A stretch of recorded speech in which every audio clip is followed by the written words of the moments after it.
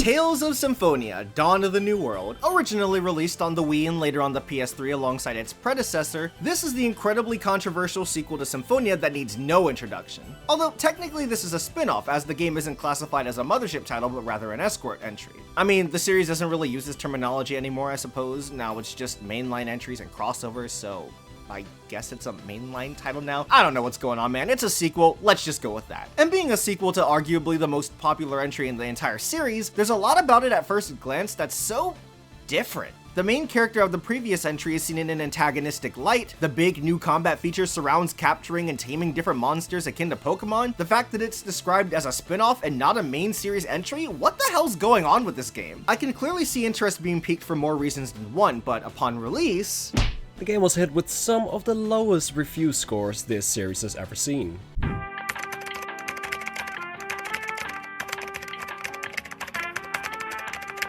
Compared to the original Symphonia's glowing reception, I can only imagine Tales fans' shock when the reviews came out. And for the most part, even the fanbase is in agreement with this. The majority tends to stand right alongside big name review sites in calling it one of the worst entries in the series. But much like every other game in the series does, the game has its select fans, with myself being no exception. Honestly, I think you're the first person I've met to defend this game, which was pretty refreshing to be honest. How did you find out about it again? Well, this was my introduction to the series, as a matter of fact. I saw my cousin playing the original Symphonia a while back and thought the game was so cool, but at the time the game wasn't accessible as it is now. But a year or so later I ran into this game in a local game store and played that since I recognized the title. I was admittedly very confused as to what the hell was going on while playing, but the real-time combat was what pulled me in and made me a fan of the series. Since then I've played almost every game in the series, just missing out on some of the Japanese exclusive titles like all of us poor non-Japanese Tales fans. That being said, I feel as if I've got a pretty good understanding of what makes a good Tales game, yet even still I find myself looking back on this one as one of the best. As for my history with the game, it's got a surprising amount of similarities with your story. Fun fact, while Vesperia is the first Tales game I finished, Dawn of the New World is actually the first Tales game I've played. Getting into the series, I didn't know where to start and figured I'd just buy the first one I saw, which ended up being Dawn of the New World for the Wii. I played a little bit, had no idea what the hell was going on or what the narrator was talking about at the beginning, got a game over since I foolishly played the game on hard mode for the memes, and then finally came to the logical conclusion of, I think I'll wait until I play the first Symphonia. Then I found Vesperia and the rest is history, but it's not as if I didn't like what I played, I just wanted it all to make sense, you know? When you did get around to it though, I assume you didn't like it? Yeah, no, not at all. But that's why I'm reviewing it today, let alone with you. It's been a while since I played it, and who knows, maybe it's better than I remember. But we'll never find that out if we drag out this intro any longer, right? It's been a long time coming, but grab yourself a glass of water and get comfortable, because it's finally time for the Tales of Symphonia Dawn of the New World Revolutionary Review. That damn subtitle made that way longer than it needed to be, good god. As always, let's start with story. Soul, I know you're new around here, but we usually tackle the presentation first. I thought we could try something different. That's not a problem, right? Well, I guess not. Every good relationship needs to keep things spiced up after all. Oh, for the love of Our story begins with the previous game's hero, Lloyd, seemingly go off the deep end as he burns down the town of Palmacosta to the ground, killing our new protagonist, Emil's parents, right before his eyes. Also, this other girl, Marta, puts some red orb in her forehead or whatever. It's really weird and probably some super important detail we aren't going to find out until the later half of the game. But yeah, Lloyd, the hero who fought to end racism just a few years ago, is now committing genocide? Color me intrigued. This is a really good way to start off the game. We follow Emil while off the defense of Palmacosta as he is now living with his aunt and uncle, who, instead of giving him the comfort and support he needs after such a traumatizing event, verbally and physically abuse the poor kid. Heck, the whole town treats him like garbage, giving him awful depression and a massive inferiority complex. It's also depressing. A little too depressing if you ask me. When I first played this game, I was excited for a new adventure, but the game has such a downer opening that actively discouraged me from playing. There's nothing wrong with a tragic tale, but I feel the game lays it on way too thick from the get-go. Hell, you can't even talk to NPCs without them constantly bringing Emil down. Chill out. On one hand, it really puts into perspective why Emil acts the way he does at the beginning of the adventure. On the other, it's not a great first impression on the player. But anyway, Emil ends up running into a mysterious man named Richter who's looking for Marta. The girl who put the red orb into her forehead that's probably some super important plot detail we aren't going to find out about until the later half of the game? That Marta? Yep, that one. How interesting. And even more interesting is when you two find her, Richter tries to straight up murder her, with you being given the choice to either help him do it or protect her. Turns out that the game has occasional player input a la the original Symphonia, but unlike that game, this only really changes the scenes ever so slightly and determines whether you get the game's true ending or the normal ending depending on an invisible point system. Sounds kinda stressful, but playing the game normally should net you the true ending. I got it on my first playthrough without even knowing, so it's nothing to worry about. I honestly don't even know why it's a thing. Yeah,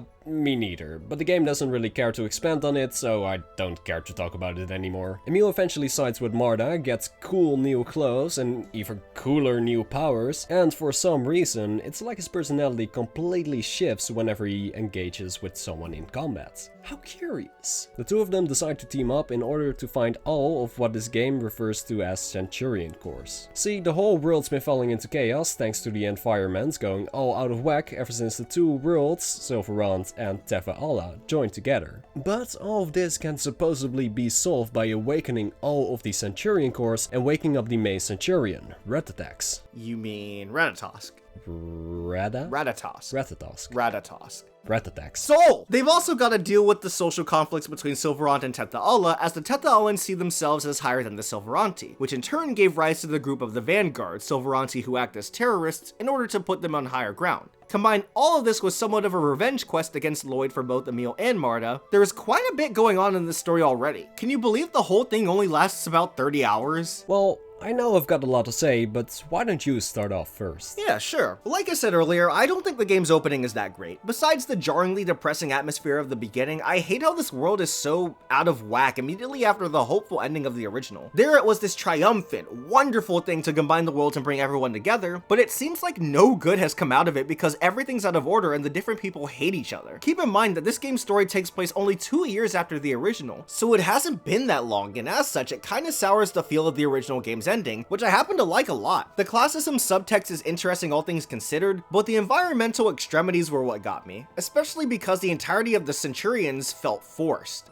The Centurions were pretty weird, especially since the original didn't bring them up at all. Although, I can see it as an extension to the lore of this world, and that they weren't needed to be brought up in the original game's story. This game's story tells us that they were there the whole time, but they didn't need to be brought up in the original game's narrative, which makes some degree of sense. And you know what? Fair enough. A lot of my issues with them stem from how they work and their established rules. A lot of it didn't make sense, felt excessive, or was simply uninteresting. I can see their justification for being here, but I didn't care for them. Tenebrae was cool though. Hell yeah, he was cool. It's too bad that the original cast wasn't integrated into the story as well as they could have. Of course, we have Lloyd as one of our main driving forces, but a lot of others just came out of nowhere to be part of the adventure because if you have one, you've gotta have them all. The one who suffers the most from this is Presea, who literally comes into the story during the 5 last hours of the game. Apparently, this was done because the writing team felt as if she had enough focus in the first game already, but we all know the real reason was because Alice already hit their lolly girl quota. No need for 2, right? In all seriousness, they did my girl dirty this time around. Hell, they did the whole OG cast dirty. They're all constantly popping in and out of the party, which not only kills a lot of the gameplay, which we'll get into later, but makes you wonder why they were even needed in the first place. A majority of the focus is on the new duo and antagonists, but then the game forces these other guys onto you like, hey, remember them? They're forced to have relevancy, but ironically, I wonder if we needed them at all, which is such a shame since I loved these characters last time. Thankfully, the game doesn't hamper my opinion on them too much. Except for Lloyd. This game kinda lowered my opinion on him. As for the new characters, those of which given most of the focus, they're severely underrated and are the biggest selling point to me for this game. And with a series that has such a focus on characterization and different personalities, I feel this is justified. For starters, let's go ahead and get the biggest elephant in the room out of the way, Emil. Someone I believe to get the most undeserved hate in the franchise because he's a great character with well-paced progression. His whole deal is that he starts out the game incredibly depressed, which is more than justified given all that he's been through. His parents were killed by someone known as a hero, his guardians verbally and physically abused him, and the townspeople constantly put him down. All of this plays a part in establishing his character and helps the player empathize with him. Not to mention, it's essential to understand the impact Richter and Marta had on his life. These two are the very first people to show him an ounce of respect, and when he's torn to pick between the two of them, him ultimately choosing to do the right thing speaks volumes about his character. Emil is a good person caught up in a string of awful situations, and it's easy to see how this would all cause him to feel insecure and apologetic. A lot of people cite that latter aspect of him in particular as the main reason he's an annoying character, but after playing through the game for this review, I couldn't disagree more. Is this really such a deal breaker for everyone? Why is it that Luke being a total asshole at the start of the game is excusable since he has his big moment or whatever, but Emil being a depressed kiddo is inexcusable? They both evolve from their flawed state over the course of the game, so what's the deal? According to some, he takes a little too long to change, and I mean, does he? To be fair, this was how I felt after my first time through, but his growth rate is natural. Him slowly leaning away from constantly apologizing, learning to stick up for himself, and the gradual build of confidence are all realistically paced. I never found myself getting annoyed, but rooting for the guy to be able to finally stand on his own 2 feet. Heck, I don't even mind his whole Ratatosk mode, as it is a little intrusive in certain situations, and the whole truth about why this mode exists is a bit more complicated than necessary, but does it detract from Emil's character? Not at all. I used to think the polar opposite, but if anything came out from this recent playthrough, it's a newfound love for Emil. Emil is one of, if not my favorite character in the entire franchise for his growth, relatability and authenticity. He's a down-to-earth protagonist that gets a lot of unwarranted hate. I sincerely hope that people give his character another look and another chance at that. Unfortunately, while the main story does a good job at showing the depth and progression of his character, the side quests do an even better job. And how they're handled in this game is awful. The worst! Soul does a pretty good job at explaining this in his video, but man, he was not kidding. Just about every side quest is completely voiced, and the scenes they deliver give so much more context to character motivations, smoothing out Emil's growth that much further, and especially characterizes these villains who were done so dirty by the main story. Richter and Alice are who I feel to be the most underrated antagonistic characters in the entire series, but that's not entirely their fault. Their best scenes are missable, easily missable at that, which isn't fair to the player, let alone the scenes in question. It'd be tough to rearrange the plot as is to make them non-missable parts of the journey, but I think they'd be a lot better than what we did get. Hopefully the pacing wouldn't be even worse than it already is, because the rate at which things progress is another one of the story's biggest issues. So many moments simply didn't need to happen, and funnily enough, I forgot they were all in the game until they started to come up. The light frog, that flower in the forest, blah blah blah.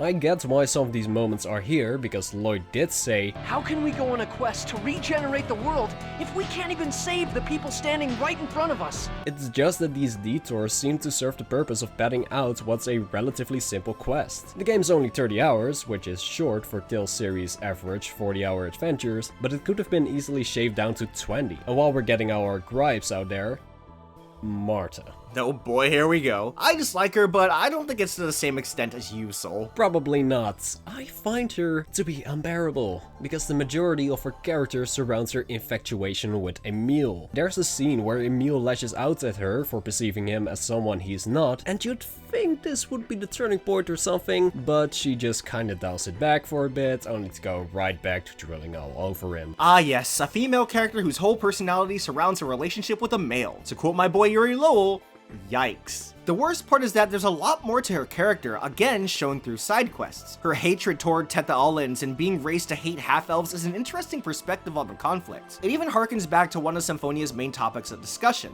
I would have loved for this game to dive into those aspects of her character more, but it's like the writers just didn't care, even in the side quests and skits where they're briefly brought up and almost immediately discarded. Why? She could have been a great character. I don't know, but because of this, we get one really great character and a textbook example of how to not write a female. In fact, outside of Emil, Richter, Alice, and Tenebrae, I suppose, I don't really like any of the new characters, whether they were underutilized, underdeveloped, or just downright awful. Dex is one of the series' worst characters ever conceived, and I will gladly die on that hill. I say this because the game gives him a lot of pivotal roles to a ton of the conflicts, but then just makes them a joke or quickly solved by some sort of cop-out regarding what he can do. He came off as a character who the story would just do whatever with, and I couldn't be bothered to take him seriously when I arguably should have. Also, there was Hawk, who, even though he had somewhat of a presence at the beginning of the game, was just sorta there. Same for Magnar, who was one of the first bosses, disappears until near the end, and doesn't even get a proper send-off. how do you forget about your brand new characters? We only focus on a handful, and even then, a select few of the handful are good characters. The way this game handles its antagonist is somehow one of the better aspects, as well as one of the most disappointing. Wrap your head around that. Regardless, I found the good to slightly outweigh the bad with this cast, of the new characters anyway. And on top of all this, the story's got some interesting conflicts and moments that push it to an admittedly satisfying conclusion. I know we spend a lot of the time on the characters, but that's because while Tales games tend to lean on them a lot when it comes to the storytelling, it felt as though this game took the ideology to the extreme. Dawn of the New World is a story about Emil, Marta, and Richter as they deal with this new world and have that reflect on the way they change over the course of their respective journeys. Opposing forces such as Alice and Dex also do their part in making advances towards the future they want this world to receive. And under that lens, I really like the concept and execution and can see what they were going for. But my God, the forced aspects from the original Symphonia drag the whole premise down with needless padding, bloating our cast to an unnecessary degree, and taking away what this story tries to set up with aspects that rely on the legacy of the first game and fall completely flat on their faces. I'd like to say that I still enjoyed the story all things considered, but the negatives really soured my experience overall and put a lot of my feelings of the game as a whole into perspective. But more on this during our final verdicts. As for me, I'd still call this story a great one. As Zafre said, a lot of the narrative derives from the cast, and because the characters I love are so damn good, they make me forget about all the Martas or the Centurion BS. The deconstruction of tropes such as the knight in shining armor and classism delivers interesting storytelling and moments, so much of which nobody talks about. And the relationships between the new characters at least were so intriguing that they not only strengthened one another, but they helped make this character-driven story as good as it is. While the side quests had a lot of moments that should have been required to see in the main story, I still consider them to play pivotal roles in its tale's quality. And given that they're an addition onto the main story, I don't think they take away from the overall quality of the narrative. If anything, they add to the experience and raise the story's quality to the level this series is known for. It is a shame that the elements from the classic Symphonia are forced in, which ends up doing more harm than good, but the standout moments, memorability of it all, and additional story beats to add more substance to the game help me give a fonder outlook on this game still when it's all said and done. Whew, that's one of the bigger two categories down. Let's say we slow it down for a bit before we hop into the battle system and all that gameplay stuff. How about that presentation? Even as an apologist for this game, its presentation of value is, very mid. Yeah, I've gotta agree. Explain yourself though. In all fairness, the character models themselves are a step up from Symphonia. Everyone is a lot more proportionate to how they're supposed to look, and they animate in line with how other Tales games did around that time. Overall movements are still pretty stiff and leave a lot to be desired, but the game has its moments where the scenes are animated more competently, thanks to having a few motion captured scenes much like Graces and Xillia. But for the most part, you get scenes like when Emil hears Tenebrae's howl for the second time, and it's the most hilarious thing you'll ever see. The motion captured scenes are easily the best ones in the game, but they manage to get bogged down because about half of them amount to characters standing around and talking. Doesn't help that there's always an incredibly awkward pause between many lines of dialogue, making for so much dead space akin to the likes of Sonic 06. Courage is the magic that turns dreams into reality. Huh?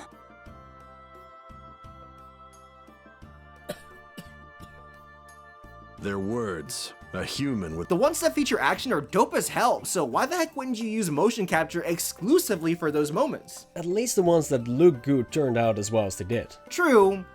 It's too bad it came at the cost of anime cutscenes. Where the heck did these go? Well, this game was on a much lower budget than the rest of the Mothership games. I guess, but the first thing you see when you boot up the game is this hype opening that's completely animated. It looks great, but this is all you get. Kind of a tease. I don't know if expecting anime over the course of the game should count as a problem. Maybe, but I don't know. The game kind of put my expectations there itself. Anyway, battle animations are alright and environments were pretty decent too, but much like Symphonia, I don't know if this game looks as great as it could have with its HD coded paint. Like I said in that review, it feels like it's only HD enough to justify being on the more powerful hardware, even more so than its predecessor. I forgot to mention that we're looking at the PS3 version of the game, but that's because it barely makes a difference. I'm sure there's a list of small changes, but you're more or less playing the same game you'd play if you had a Wii copy instead. It doesn't help that this game's color palette is dull and boring, which can quickly be represented by the game's staple attack.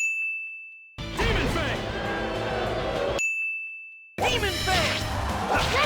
So from a technical standpoint, it feels like a step forward and 2 steps backwards. But hey, the art design and direction are just as solid as the series normally provides. All our new characters have recognizable, iconic, and clean designs. Returning characters feature their same looks. This isn't Xillia 2 after all, so they're just as good as before. But I think we both agree that the main 2 designs are just as iconic as the originals, just a bit more visually involved to be considered superior to the original cast's looks. Yep, I do agree. Although, another small nitpick. I really don't like how scale portraits fade from different facial expressions. I prefer when it instantaneously switches from one to another. That just looks kinda off. Couldn't go too long without dunking on this game. What? It's a critique.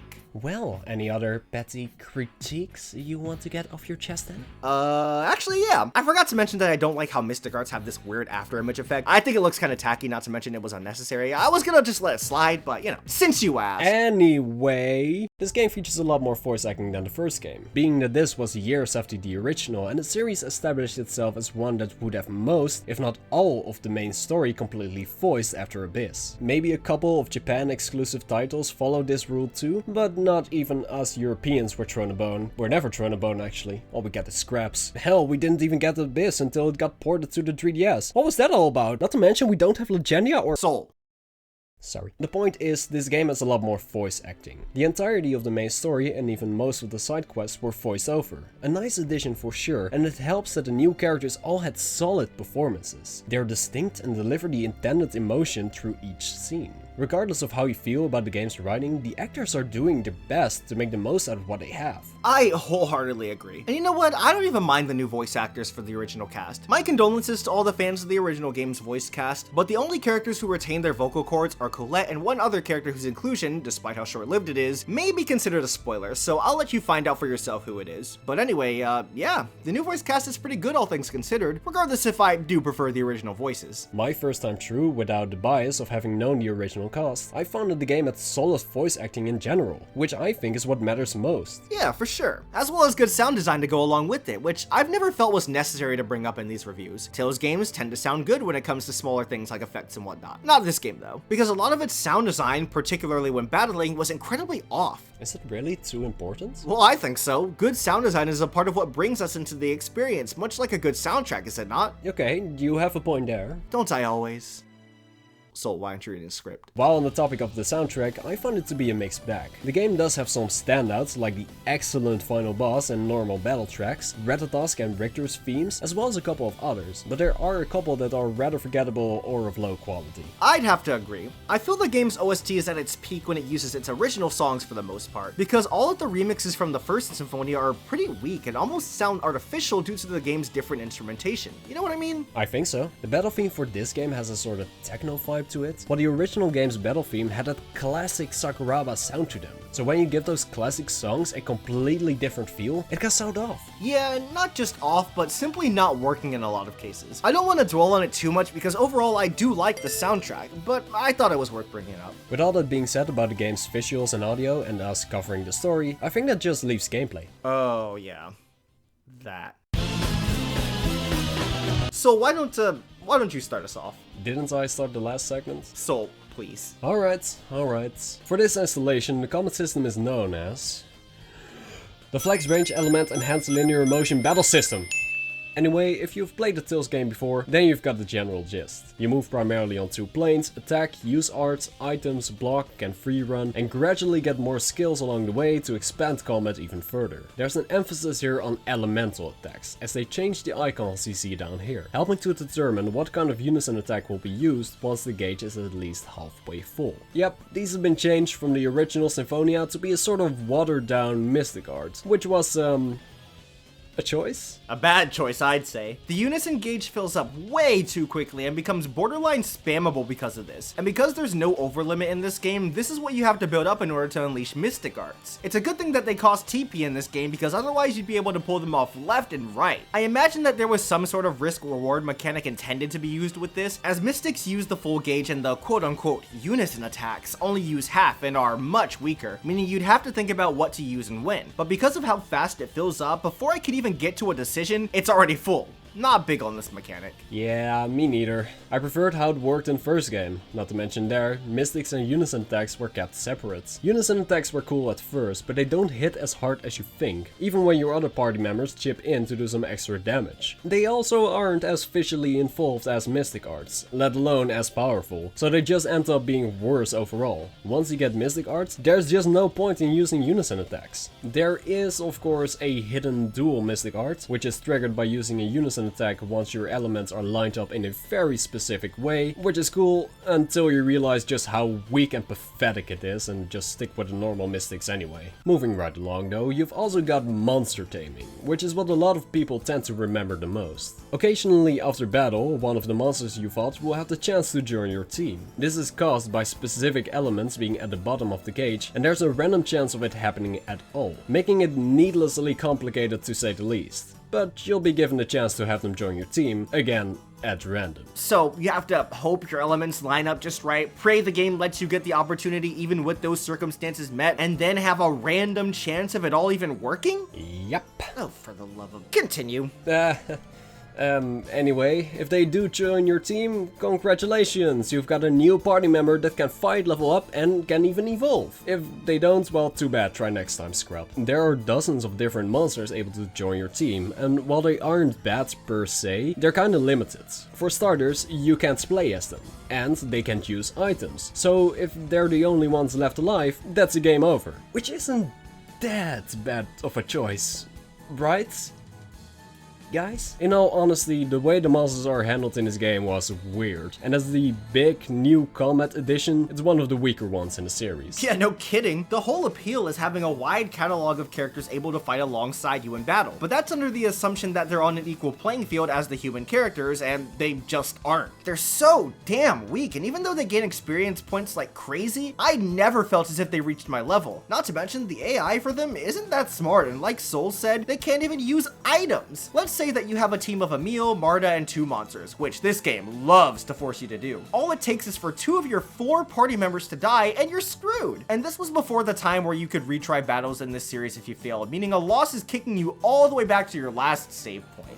Joy. Why are you acting so salty, man? Oh, I'll tell you why, Soul. It's because I think this combat system freaking sucks! Whoa, alright. No, it's not alright. Listen, I've been an apologist for just about every Tales game's combat system up to this point. Even though I personally have a lot of issues with Greece's combat, I can still see where a lot of people are coming from when they say they love it and know that it's far from being bad. But this? I gotta draw the line somewhere, people, and this is it. Oh, this should be good. On top of my issues with the unison gauge filling up too fast and being spammable on your end because of that, it feels as though the same can be said for your enemies. Bosses just love pulling mystic arts out of their asses with no warning, and it's the cheapest crap ever. Everyone loves to dunk on Vesperia for having bosses seemingly pull mystics out of nowhere, but at least there they have to be an overlimit, giving you somewhat of a warning. Here it can happen at any time, and the only reason they didn't make me rage quit was because all mystics can only bring you down to 1 HP. It's like they knew they were BS. That doesn't make it any less annoying that all mystic arts seemingly bring you and at least one other party member down to 1 HP, but whatever, I guess. And speaking of the bosses, why do so many of them suck so much? There are tons of difficulty spikes, they love to get super armor whenever they please, and they rarely, if ever, tend to be fun. The only boss in the entire game that I liked was the first phase of the final boss, but even then, that's only the first phase of the final boss! I'm going to have to hard disagree with you for disliking the final boss. I thought all of its phases were great. The second phase felt more like an interactive cutscene if anything, but the final phase was the perfect cap to Emil's character and a great way to end the game. It's easily the best boss out of the rest because the bar was pretty low. I found bosses to be okay at best, in all honesty. Well, except for maybe the fight with Alex and Dex. That one was really annoying. Oh, trust me, the fight with Alice and Dex pissed me the hell off. Doesn't help that you have to fight them with only 2 human characters and 2 monsters, boiling down on what's essentially a 2v2, even if the boss fight was balanced in the way that leans towards it being a 2v4. Made me wish I had all human characters instead, but then you see how the game makes the stupid decision of locking the original Symphonia's cast's level upon joining the party. All of the original characters can't gain experience points or level up, which leads to so many problems. Skills are tied with leveling up, meaning that you can't gain any more skills than those characters already have upon party entry. You've just gotta wait until they join back up again later in order to equip more. And if you pass them in levels while they're still a part of the group, you just have to deal with some of your party members lagging in the levels department. Oh, get this. When they're permanently in the group for the end game, they're still stuck, so no matter what, all but 2 human characters are trapped at level 50.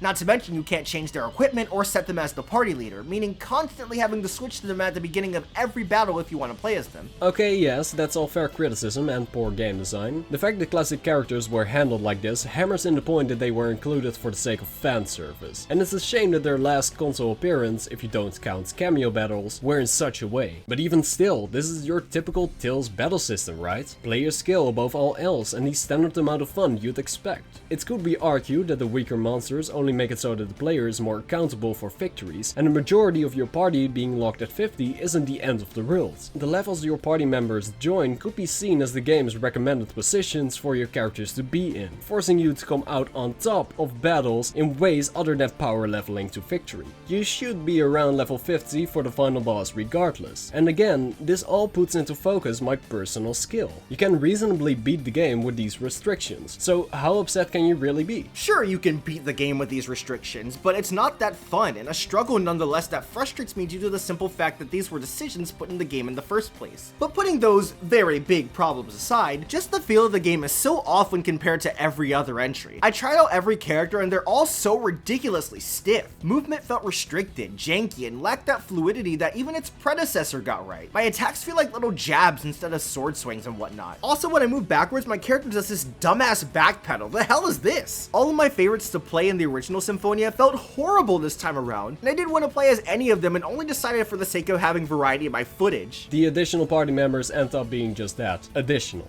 The main focus of the combat system is on Emil and Marta, more so Emil. He's a semi-dragoon, which means that you're limited for a bit on the ground, but having the game slowly expand his capabilities was so satisfying. Juggling enemies feels right, as so many of his arts were made with the intention of being used in the air and the ground, meaning combo potential is quite high. Look, making your protagonist a semi-dragoon is a cool idea that the series would later revisit in Exilia. But again, the stiff movement both on the ground and in the air make it hard to be successful in your attempts to land multiple hits while airborne. And Marta's just boring, dude. She's a secondary healer who has a lot of combat arts available at her disposal with some spells thrown in here or there, but doesn't have any real standout mechanics, so she's just a typical fighter in a combat system that doesn't feel good to play in. And what the heck are these control schemes? No matter if you're playing this on the Wii or the PS3 port, everything is mapped so awkwardly. Why is the guard button used to free run instead of the L2 button like literally every other Tales game ever? Especially when you don't even use that button. How then am I supposed to backstep? You double tap the control stick backwards. What? Use your buttons, guys. You've got plenty of them that aren't even doing anything. Xavier, I think you need to chill and drink some water because you're sounding really dehydrated right now. I'm cool. I'm cool. Look, I don't mean to make this into revolutionary rants or anything, but I'm not even done. Allies keep getting in the way on my plane in the battlefield, something that's never happened in any other entry. The strategy menu is so freaking limited. Items are even worse than they were in Graces, making it so that the party members can even request to use items on their own. A basic mechanic is a level 30 skill. I did not like this combat system at all, to the point where I actively tried to avoid encounters the further I got into the game simply because I didn't like fighting. When you compare this to the rest of the series, it's straight up inconceivable how much worse it is than nearly every other entry. Sure, that is the case when you compare it, but when you look at Dawn of the New World as its own thing, it's still a good time. Tales combat seen on its own, in this era of the series at least, is inherently enjoyable, which makes the series work as well as it does. The monsters aren't the best, which even I'll admit is disappointing because it's an underdeveloped idea, but you're just gonna end up using the human party members, which are the better choice in combat regardless of their level caps, those of which being the level they're needed to be at this point in the game anyway. All of this with a main character who is a ton of fun to play as, and one the game more or less designs itself around, makes for a battle system I can still have a lot of fun with. It's flawed for sure, but one I can bring myself to see in a mostly negative light. And that's fine. If Dawn of the New World wasn't an entry in a much bigger series, let alone a sequel to one of the more popular ones, I'm sure it would be seen in at least a slightly fonder sense. But from my perspective, and as I will continue to do as the retrospective continues, I'm looking at these games in the context of being in a series series of a much higher caliber. So while I could see this game's combat system being described as good and maybe even great on its own, I wasn't a fan of it, and as a battle system in the Tales franchise, I'd go so far as to call it bad. A shame too, because this is such an important factor in making a good Tales game. At least there are some other aspects of the gameplay that are pretty cool. I liked a few of the dungeons over the course of the game, even if they never got to the same level as the original Symphonia. There was an attempt to add puzzle elements to each one, and they proved to be a fairly good time. The optional cats quests offering mini dungeons was an awesome concept too, and one I wish the game expanded on even further. Towns and cities were all a decent size, exploring was pretty solid for the most part. My real big thing is that I wish there was a world map of sorts. Honestly, I didn't mind the lack of a world map at all. Really? Really. I never found the world maps in the original Symphonia to add much of anything, so it doesn't detract from my enjoyment of the game. Just a lot of walking from one area to the next, so getting rid of the middleman and just selecting what town you want to go was perfectly fine. Not to mention, both of Symphonia's world maps, and even Abyss for that matter, were just bad. I think that one helps with the vibe of going on a journey, especially during this dawn of the new world. Plus, I like exploring and discovering a new area, so having all of that taken away from me was disappointing. I do agree with Symphonia and Abyss world maps being hot garbage, but I don't think it's something that should be flat out given up on. I see what you're saying, it's always better to improve, but the thing is, at this point in the series, the world maps weren't good enough where it feels like removing it is taking something substantial away from the player. Because of how the characters were skilled, they were literal giants, meaning immersion was already out of the question. So if the whole point was to make the player feel like they were on a journey across this giant world, that point was never reached. And so I don't care that it's gone. The towns and dungeons scratch my exploration itch on their own, and make up the real meat of the gameplay outside of the battle system anyway. Okay, fair enough. Other than that though, there isn't really that much more to talk about without getting into spoiler territory. Guess not, huh? So, final verdicts? Final verdicts. I'm gonna take a wild guess and assume that your final thoughts aren't too positive. You would guess correct, so I think I should start so that we can end the video on a higher note. Fair enough.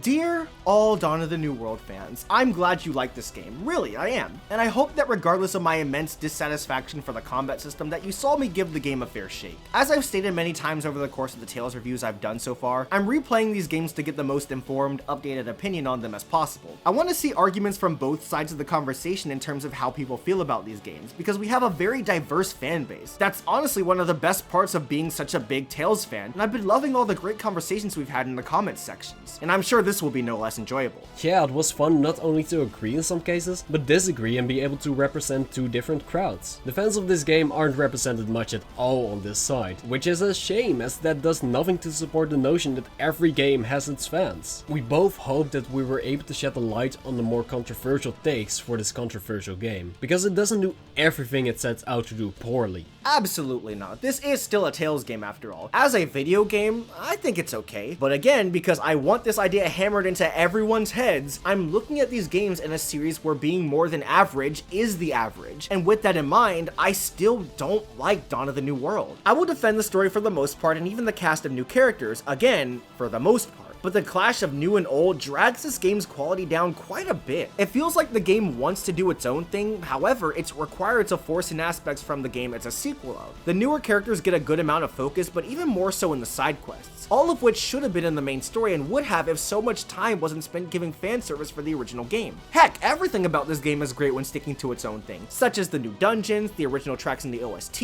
I'd much rather play as Emil and Marta over any other character from the classic cast. I ended up wishing this was just Dawn of the New World instead of Symphonia Dawn of the New World, you feel me? I see what could have been a shorter Tales game focused on a small group of characters who experience some of the most development and progression in the series, tied together with a story that can go a bit differently on multiple playthroughs over player choice in how you play in certain instances. Do you side with Marta? Maybe Richter? And what monsters from the game's wide catalog will you use for this particular playthrough? All of which, might I add, being able to provide as much assistance and intelligence as your typical human party members. That game sounds really different, but really good, being risky yet creative in how it differentiates itself from the series. That ideology, might I add, more or less being the reason why I fell in love with Exilia 2. But what we got instead was a game that had a good amount of effort put into it, just in the wrong places. Not helped with the fact that it had to add stuff from another game for the sake of being a sequel. This is still what I consider to be the low point in the franchise, and a game I'd only recommend you check out if you really want to know what happens next in the Symphonia storyline, or are planning on experiencing every Tales game out there.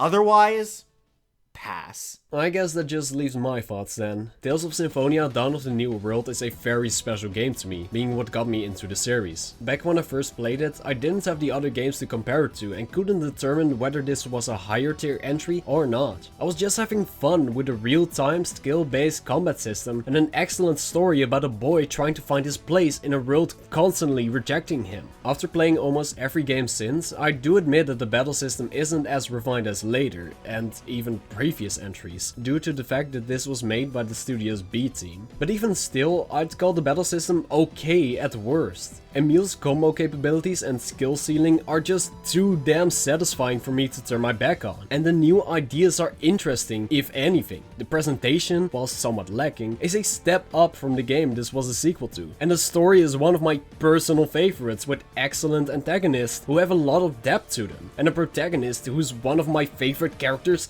ever. You know, I noticed that a lot of your praises stem from the story, characters, and overall narrative. I know that there's this whole debate of whether story or gameplay should matter more in JRPGs, let alone video games, and I know that I personally lean on the gameplay side of things. I'm starting to think that you lean onto the opposite? Well, not entirely. At this point, when I play a game, it doesn't matter if a majority of the experience is bogged down with mediocrity. I'm looking for that one thing the game excels at, and does so well that I couldn't care less about where it fails. And for Dawn of the New World, that one thing is Emil's character arc and his relationship with Richter, specifically how the two grow from one each other, more so Emil, since his development and journey is so fleshed out and complete. The feelings I derive from him and the cast he surrounds himself with, positive or negative, are some of the most passionate feelings I've given across the franchise. Dawn of the New World is polarizing, but never boring. Flawed, but never plays it safe. It took risks, it was ambitious, and while it didn't work for a lot of people, it worked for me, resulting in a game that I love very dearly. Dawn of the New World, flaws and all, still manages to be a game with a lot of charm, love, and character. And really, isn't that what Tales is all about? So stop dunking on this game, it's not that bad!